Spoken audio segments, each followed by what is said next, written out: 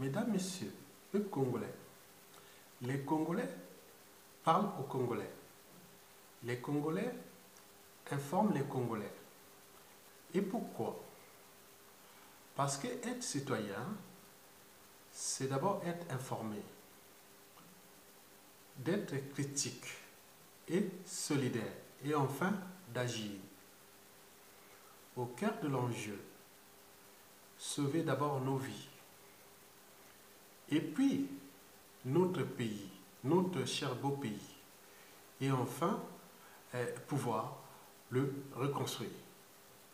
Parce que ce peuple, ce pays, a eu une mauvaise rencontre avec un individu qui s'appelle Denis Sassou Nguesso, avec un clan, le clan Mboshi Toyo Edu Obuya Chikapika. Mesdames, Messieurs, peuple congolais, oui, nous avions eu une mauvaise rencontre avec un individu qui s'appelle M. Denis Sassou Nguesso, avec sa famille, son clan, sa tribu et ses dignitaires nord, sud, est, ouest. Mesdames, Messieurs, peuple congolais, avant de traiter les problématiques ou la mauvaise nouvelle que nous venons d'apprendre sur le magot du Congo caché par le clan qui sont en train de le restituer petit à petit et en même temps ils cherchent à cacher d'autres magots, et nous allons vous informer. Avant de commencer ça, je vous informe que, en tant que citoyen, vous savez que il n'y a pas si longtemps, ils ont précipité la mort du colonel Tchoro pour faire la place à d'autres prisonniers politiques. Et aujourd'hui alors, ils veulent précipiter la mort de qui? D'autres prisonniers politiques dans la maison d'arrêt de Brazzaville pour faire place à quel potentiel autre prisonnier politique sous surveillance déjà, hein, dans la cité déjà de la paix éternelle à ciel ouvert, ce qu'on appelle le Congo-Brazzaville. Mesdames, Messieurs, peuple congolais, Jean-Dominique Okemba, Jean-François Ndengue, Jean Olesongo, Philippe Obara, Zéphirin Mbolo et compagnie, et les destructeurs infatigables de sa propre famille, alias M. 8%, sont entrés dans des folies meurtrières envers tous ceux qui font obstacle ou d'ombre à leur pouvoir tyrannique à caractère liberticide, antidémocratique, antisocial, criminogène, confiscatoire des deniers publics et n'oublions pas des hautes trahisons. Les causes des décès à répétition à la maison d'arrêt de Brazzaville et dans d'autres prisons du pays ne seront pas établies avec des médecins légistes indépendants pour une vraie justice. Et pourquoi? Parce que vous savez que dans toute organisation, qu'elle soit État, entreprise ou association, quand il y a un dysfonctionnement, c'est celui qui a la tête qui en est responsable. Donc, le poisson pourrit toujours par la tête. Si vous laissez à la tête d'un pays un criminel, vous aurez ces résultats que nous connaissions aujourd'hui. Mesdames, Messieurs, le régime Sassou Nguesso tendre, il est agonisant. Au bout du rouleau, au bout des nerfs, oui, et merci, la culture globale, la toile, les médias et réseaux sociaux, et merci, la pleine conscience universelle à l'échelle planétaire, bien sûr, oui. Tout ce qu'ils ont caché depuis la nuit des temps sort au grand jour. Bien sûr que la marée monte au sein du régime et chacun cherche à sauver sa peau face à la vague du changement. Parce qu'ils ont eu cette chance de confisquer les moyens de l'État. Les moyens sont colossaux. Tout ce qu'ils ont entrepris ou détruit ces pays, c'est avec les moyens de l'État. Une fois ces moyens récupérés et aux mains des dignes fils du Congo, ils savent que leur situation humaine sociale, économique, politique et autres sera plus que jamais catastrophique. Parce que malgré les lettres de rappel au niveau politique, économique et autres, ils n'ont pas tenu compte aux injonctions du peuple tenant à faire respecter le strict droit, le droit du souverain. Et voilà les conséquences. Mesdames, Messieurs, je vais vous parler de deux histoires. Et ces deux histoires ont été publiées par le site Sacer Info pour un Congo libre et juste. Et ce site est d'ailleurs dirigé par un vrai résistant qui s'appelle John Binit Zaba. Mesdames, Messieurs, ça a été publié ce 10 janvier 2018 dans le site sacerinfo.com. La première nouvelle que nous avions reçue et que je vais vous le lire est la suivante. Traqué, Jean-Jacques Bouya restitue 10 milliards de francs CFA à Sassou Nguesso. 10 milliards de francs CFA, c'est à peu près autour de 16 à 17 millions d'euros. Il a restitué ça à Denis Sassou Nguesso. Et pourquoi? Jean-Jacques Bouya, suspecté d'avoir amassé une immense fortune sur le dos de l'État congolais, est en train de vivre un calvaire impressionnant. En ces moments de vache maigre, même ses plus proches parents le diabolisent. Pour tenter de réparer le mal et éviter d'être exposé, il a commencé à honorer sa promesse faite à son oncle dictateur Denis Sassou Nguesso de restituer une partie des fonds volés. Je vous informe que ce n'est qu'une goutte d'eau. C'est son argent de poche. Denis Sassou Nguesso a donc reçu, selon une source proche de la famille, 10 milliards de francs CFA des mains propres de Jean-Jacques Bouya lors d'une rencontre familiale à Edou, c'est-à-dire dans leur village natal. Une occasion pour Bouya de se plaindre du comportement de quelques membres du clan qui n'hésitaient plus à l'exposer en public comme étant le plus grand dilapidateur des fonds publics. Devant Denis Sassou Nguesso, Bouya a rappelé ne pas être l'unique qui s'est enrichi sur le dos du trésor public et ne comprenait pas cet acharnement sur lui. Tout ce que j'ai fait, c'est avec le consentement de tous, a-t-il déclaré. Alors, d'où vient que seul moi soit exposé à la population? Simple Bouya. Le Congo est plongé dans une crise financière sans précédent qui a contraint le gouvernement à faire appel au Fonds monétaire international pour bénéficier d'un soutien financier. Mais le diagnostic de cette crise par cet organisme a étalé au grand jour la mauvaise gouvernance du pouvoir et des pratiques folles qui désenchantent le peuple. Habitué à se dédouaner de tout, Denis Sassou Nguesso tente par ses communicants de faire avaler au peuple d'avoir été mal entouré et dupé par ceux à qui il a fait confiance. Des filtrations provenant du cercle familial attribuent à Jean-Jacques Bouya une fortune exorbitante placée dans divers paradis fiscaux. Ces 10 milliards de francs CFA restitués proviendraient de sa cache de Tikapika, son village natal. Vous imaginez. Donc, comme je vous rappelle que dans toute organisation, qu'elle soit État, entreprise ou association, quand il y a un dysfonctionnement, c'est que c'est celui qui a la tête qui en est responsable. Et pour cause. Parce que le poisson pourrit toujours par la tête. Et pour cause. Denis Sassou Nguesso fait déterrer ses lingots d'or et argent du cimetière familial de Dou, son village natal. Denis Sassou Nguesso a demandé à sa garde de déterrer et placer en un lieu sûr et discret ces lingots d'or et argent cachés dans le cimetière familial de Dou suite à un article publié par sacerinfo.com.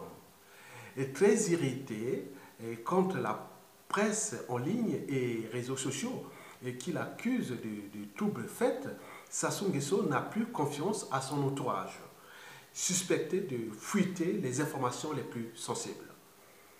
Dans un article publié dans sacerinfo.com, la rédaction faisait état de la présence des minéraux et argent enfouis dans les tombes fictives au cimetière familial de Sassou Nguesso à Edou. Edou, c'est non loin de l'Équateur. C'est-à-dire, quand vous allez à Edou, après vous avez Owando, les Kouyou, les Maringouabi et les Yobi Opango. Et à 72 km de là, vous retrouvez chez moi et le général Mokoko. Et vous voyez, donc c'est sur l'Équateur, la région de la Kivette centrale. Cette information a très vite remonté jusqu'à Denis Sassou Nguesso, et qui a reproché à son entourage de trop parler ces derniers temps au point de livrer même les secrets les plus sensibles du clan. Très discrètement, Sassou Nguesso a fait déplacer son magot vers une autre cache, toujours dans son village natal de Dou, à quelques encablures d'Oyo. Lui qui a toujours soutenu vivre modestement et ne pas se servir des richesses du Congo, Brazzaville, a été confondu par cette information et sa réaction. Et voilà.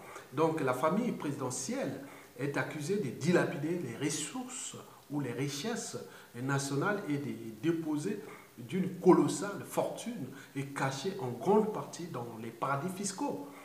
Et d'autres cachettes dispersées un peu partout dans le nord du pays.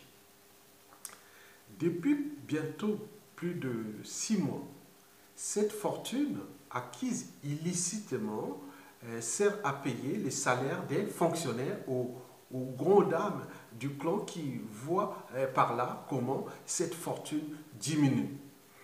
Mais cet effort est consenti pour sauver le pouvoir menacé par une crise financière grave qui frappe le Congo-Brazzaville et qui a contraint le gouvernement à recourir au FMI. La moitié des tombes du dit cimetière abritaient ces lingots d'or et argent. Et si c'était la raison principale de la présence nuit et jour des éléments de la direction générale de la sécurité présidentielle et pour éviter, pour évidemment décourager d'éventuels voleurs. Mesdames, Messieurs, peuple congolais, vous venez de voir que dans une organisation, qu'elle soit État, entreprise ou association, quand il y a un dysfonctionnement, c'est celui qui a la tête qui en est responsable. Le poisson pourrit tout par la tête. Vous mettez un voleur à la tête d'un pays, vous avez des conséquences. Vous mettez un pompier pyromane à la tête d'un pays, vous aurez tout ça. Donc tout cela ne pourrait pas se faire sans l'accord de M. Sassou Nguesso. Bien sûr que c'était moi le pouvoir et faites ce que vous voulez avec l'argent du Congo. Et voilà les conséquences. Mais ils savent qu'ils ont utilisé ces moyens de l'État qui, d'ici peu, vont retomber aux mains du peuple. Donc on vient de comprendre comment Sassou Nguesso, malgré la crise financière qu'il a lui-même engendré. Oui, et parce qu'on est parti d'un hold-up électoral et ce hold-up électoral a engendré une crise économique, puis sociale et humanitaire avec la guerre asymétrique ou du terrorisme d'État dans le pôle pour faire la diversion. Et n'oublions pas les processus d'emprisonnement, d'assassinat et autres pour maintenir, parce que ce régime n'a jamais changé de méthode, n'a jamais fait de politique, ni du social d'ailleurs. Il n'a fait que la kleptomanie, la corruption de masse, l'achat de consciences partout dans le monde pour se maintenir au pouvoir. N'oublions pas la violence, la barbarie, le terrorisme d'État et compagnie. Et donc, il se rend compte qu'il est dans la nasse, il est dans le piège. Et tout se réfère. Parce qu'au niveau, je ne vous pas dit qu'il y a une ordonnance américaine qui a été publiée le 21 décembre 2017. On cherche à comprendre comment, par les moyens sophistiqués, Sassou Nguesso continue-t-il à entretenir ses forces de nuisance. C'est-à-dire sa fonction publique, ses policiers, son armée, ses mercenaires et tout ce qui entreprend cette économie du déclassement, du déshumanisme et de la division. Je vous rappelle que le Congo-Brazzaville, c'est un pays de 342 000 km², un pays béni par la nature. 60% de forêts, avec tout ce que vous connaissez des biodiversités faunistiques et floristiques, des minéraux et des terres rares. N'oublions pas la savane, n'oublions pas le pétrole, 4e pays producteur du pétrole du continent africain. 3e de bois précieux du continent africain. N'oublions pas ces minéraux, les services, les donateurs, les annulations des dettes et compagnie. Une population seulement de 5 millions d'habitants, dont 90% sont dans la merde totale. On s'est demandé où va l'argent. En réalité, Sassou Nguesso a surtout capté toute la part des ressources du Congo, c'est-à-dire sur 100% des ressources, il a toujours distribué que 10%. Le reste, c'est que pour les enjeux et les priorités précités. Et comme cela ne suffisait pas, il allait surendetter ce pays et transformer d'abord ses dettes privées en dettes publiques. Et aujourd'hui, avec le Fonds monétaire international, c'était un jeu de rôle. Donc il faisait ça, il était devenu l'actionnaire principal du Fonds monétaire international. Mais aujourd'hui, il se rend compte qu'il est en face d'un colosse, le président américain, qui n'est pas politique. Il est que businessman. Il comprend que les intérêts demain ne sont plus ceux du pétrole et qui, quelque part, n'oublions pas que le pétrole du Congo aussi a servi à entretenir ce régime, et surtout la compagnie Total française et la compagnie italienne Eni, n'oublions pas la banque Lazare, et tout ça, c'est la banque France-Afrique, à tous ces moyens qui étaient là, qui viennent d'être mis au grand jour. Et donc, comme on dit que les fétiches des Sassou Nguesso commencent à sortir au grand jour, et que d'ici peu de temps, ils vont se trouver dans la merde et face au peuple, parce que le peuple a le temps et la montre. Celui qui contrôle le temps contrôle la montre. Le peuple a les derniers mots, le dernier jugement. Donc, ils le savent. Pourquoi ils ont peur? Parce qu'ils savent qu'ils ont utilisé ces moyens colossaux de l'État. Et ces moyens-là, une fois récupérés, ils seront dans la NES par tous les moyens, que ce soit le renseignement intérieur et extérieur, tout ce qui sera de la diplomatie pour rapporter tous ces magots, bien mal acquis, et ces gars-là qui vont se barrer à l'extérieur, avec toutes ces pressions diplomatiques, économiques que le Congo est nouveau, et pour faire aller contre eux.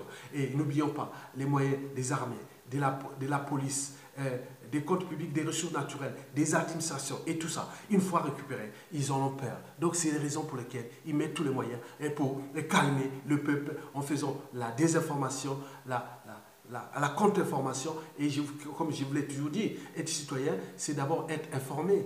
Informé parce que l'inégalité entre couches sociales, culture, société et civilisation n'est pas fondée sur la nature.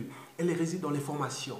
Ou l'éducation qu'on donne à l'individu, ou plutôt dans celle qu'on lui refuse. Bien sûr qu'il est en train de chercher à refuser cette information parce que la presse libre, elle est bafouée, elle est réduite au silence. Les prisonniers, les politiques, Dangis, Fortuné, Nobé,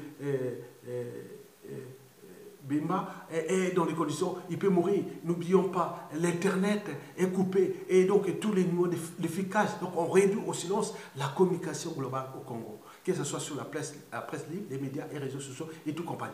Et tout ça pour s'acharner contre un peuple. Mais il reste le régime au bout du rouleau. Donc il sait qu'à tout instant, il peut tomber. Bien sûr qu'il a utilisé une forme de diversion. On sait un peu de s'attaquer entre eux. D'où l'histoire des Nyangambwala, des Dabira et autres. Mais c'est la même écurie. Parce que sans Sassou Nguesso, ces gars-là ils seront perdus. Et inversement, ces gars-là, Sassou Nguesso est perdu. Donc c'est un suicide collectif au jeu du monde. Et ceux qui cherchent à sauver leurs meubles et pour trouver, dissiper les circonstances atténuantes, parce que la libération ce ne sera pas une tyrannie sauvage barbare, mais c'est des gens qui viendront respecter tout justement le droit, le cycle droit au niveau pénal, pénitentiaire et compagnie. Donc, tenons compte des biens mal acquis, des problèmes de crimes de sang, de masse et compagnie. Parce qu'au XXIe siècle, on ne peut plus laisser libre cours à des individus continuer à détruire l'humain comme ça. Parce que sinon, quel repère moral et quelle norme sociale allons-nous laisser à cette génération, actuelle et de demain, c'est-à-dire future. Parce que cette génération congolaise est aujourd'hui interdépendante, mélangée, et ils ont oublié que plus de 30% de la population congolaise est à l'étranger. Donc métissé, mélangé, blanc, noir, jaune, autre, donc ils ne peuvent plus tolérer ça. Donc nous sommes devenus un monde interdépendant, donc, et ils ont compris ça parce que la culture globale est là. Bien sûr qu'ils cherchent à déjouer cette culture globale en disant qu'ils parlent beaucoup, mais attendez, les bords passants, regardez en France combien d'articles sont publiés, combien les gens parlent sur la toile chaque jour. C'est des milliards d'informations.